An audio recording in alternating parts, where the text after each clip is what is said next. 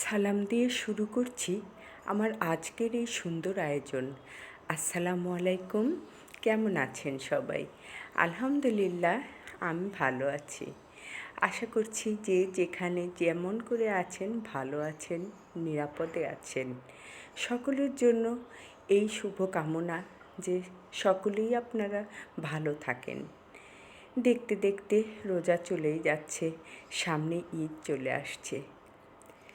আসলে আমরা এই ছোট্ট জীবনে কতই না গুনাহ করেছি।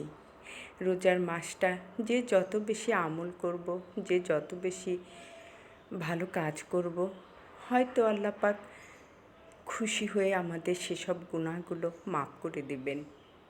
সারা বছরই সারা জীবনই আমাদের ইবাদত করতে হবে, তবে রোজার মাসটা একটু অন্যরকম।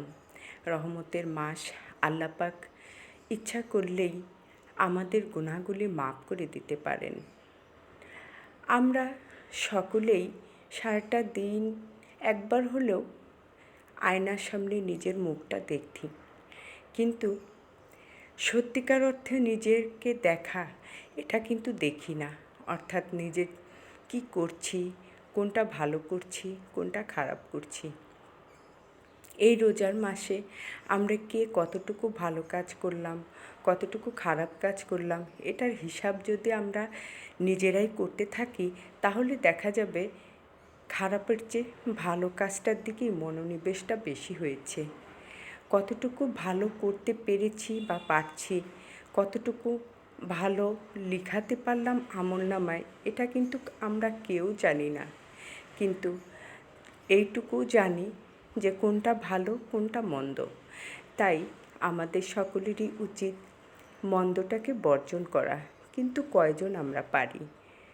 তারপরেও চেষ্টা তো করতে হবে ভালো থাকার। এই নিয়েই তো আমাদের জীবন, ভালো মন্দ। মন্দটাকে বর্জন করতে পারলেই আমাদের মানব জীবনের সার্থকতা।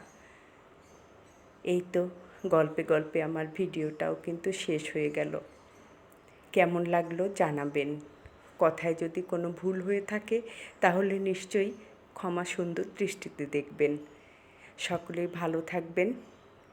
সবাইকে আগাম ঈদের শুভেচ্ছা জানাচ্ছি। সকলেই বাড়ির দিকে হয়তো রওনা হচ্ছেন, সবাই নিরাপদে যাত্রা করবেন। সকলের জন্য রইল শুভ কামনা। সকলের যাত্রা শুভ হোক, এই কামনায় শেষ করছি আমার আজকের ভিডিও। আগামী ভিডিও দেখার আমন্ত্রণ রইল। আল্লাহ হাফেজ।